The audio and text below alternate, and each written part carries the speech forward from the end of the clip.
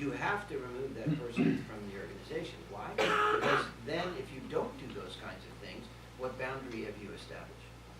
And if you start blurring the boundaries of the kinds of ways we want to compete and run the organization, and my respect for Hans and what he's done in his company, if you start blurring those lines, people get very confused.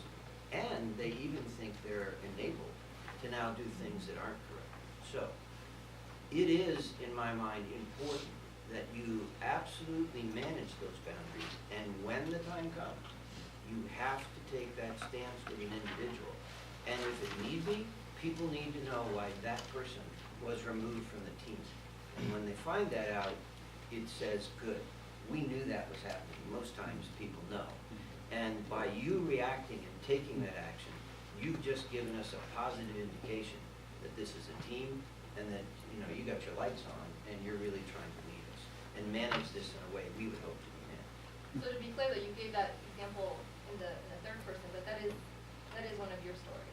Yes. That is something you experienced in your company. Yes, although I wasn't fraudulently doing expense reports, I was just finding people who had. And sometime when you want to, I'll give you an incredible story about a president of a company doing the most amazing things from an expense standpoint. And what I found was over 100 people followed his example and were submitting fraudulent expense reports based on his example of what was right and wrong. And we removed them all, including the chief operating officer. So we have those examples. Now you're ready. So, I'll give another example in a company I'm observing, not something I directly did, but, so an individual ran a division. He had a drinking problem. It evidenced itself in some very inappropriate ways.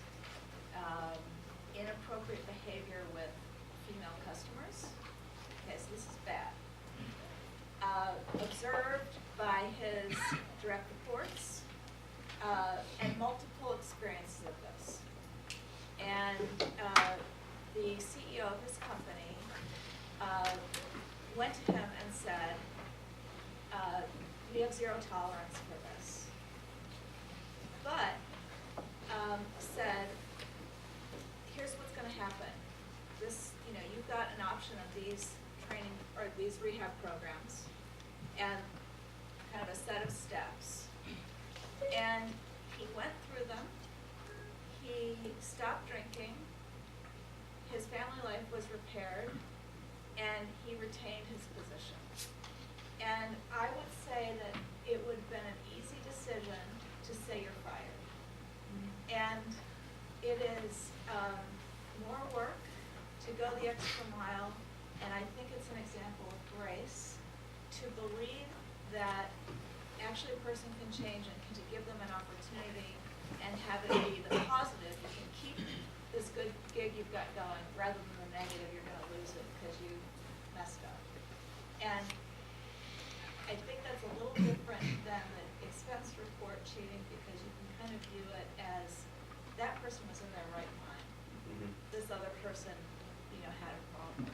And so I think that's grace in a competitive world. And there was a complete preparation to say, there's zero tolerance. If this happens again, it doesn't make sense for you to be part of our organization. And so now it's known. And he's done really well. My guess is part of what made, that's a great story, and part of what made it work was a certain amount of transparency and openness with the organization, because, you know, otherwise, like Jonathan was saying, the organization reads, you know, the action, and so is it read as a kind of looking away or being tolerant? So my guess is it wasn't that, and it had. It's very public. Yeah, very public, so it had the right outcome. And so I think that we spend a lot of time talking about our standards and values and what we hold ourselves to, and Jonathan mentioned some of those things. And so then we also talk about when we hire people, we're looking for a certain competency, but we're also looking for a certain character, because we don't do a great job of repairing preparing people and fashioning character. We really want you to come into the job with that. So I think it's one thing that gives believers a huge potential advantage. So when you talk and you're very transparent about, here's the standards we have, we're all gonna buy into them. It's not just a top-down, from the corner office mandate. What often happens in my experience is people end up firing themselves because they make a choice that, you know, is clearly against something we talked about. And it's a bad fit, and maybe we are complicit in that we didn't press in enough. You know, we get the comment back that, oh man, I've never had an interview process that lasted as long as it lasted your company. You know, I've met all these people, and they kept being brought back for round 4 or 5 and 6. Well, we're trying to figure it out. And newsflash, we know if you can do the work pretty quick. We know if you went to Dartmouth, you're pretty smart. What we're trying to figure out is what's in the inside, and where is your character strength? Are they compatible with our determination to tell the truth to each other at work, tell the truth to our customers, tell the truth to our investors and suppliers? And like I said, almost always, it's not rocket science when it doesn't work, because it just becomes obvious. Now, is there any room for second chances? Yeah, I think there are cases where that's appropriate. But I think oftentimes there's a one strike and you're out, and we've had lots of those. So I think you have to use judgment and some wisdom there. But you know, I believe you can do that in a way where we know that, and you used the word public hanging, but the truth is, nothing sends a message to the organization louder than what you don't tolerate.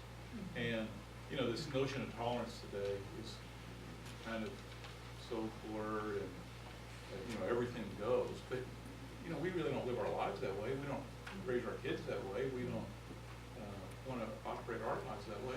And so you define yourself by, and it's true, thinking about 5 kids. In our nature, you know, every one of our kids, before they could walk, you know, they're figuring out where's the limit of Dad's boundary. Can I, you know, scream this loud before he says something? And we've all seen that. So it's establishing, hey, you know what, we just don't tolerate that here. And here's the thing, we want you to know that on the front end. We want you to buy into that. We want you to share the ownership of that. And then let's hold ourselves to that standard. And, you know, it doesn't get policed in the corner office, it gets policed on the rig floor. You know, it gets policed by talking to our smallest supplier. How are you getting treated by us? You know, we taking advantage of it. It gets kind of the intel from multiple listening posts on, are we, you know, I love to have the conversation, here are the values we have, we've all talked about them, you bought into this culture, is that your experience in the workplace? And I'm not talking about, is it your personal experience where you work at our company? There's this great survey that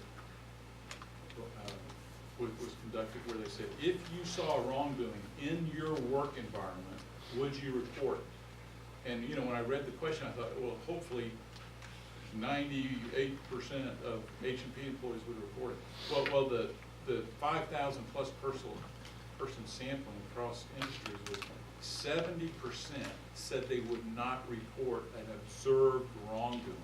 70%. I was blown away by that. But that's driven, the follow-up questions were by 2 things. One, I didn't think anything would be done about it, and I thought it might somehow wash back on me. Well, you know, I would say that is a sick organization that's not really embracing a set of shared values that you focused on. Here's the culture we want. Why? Because we think it makes us more successful. We think it drives our long-term value creation. Let's buy into this. And hey, if we're not doing it right, let's be open and transparent enough to, I'll give you just one last example on all this stuff.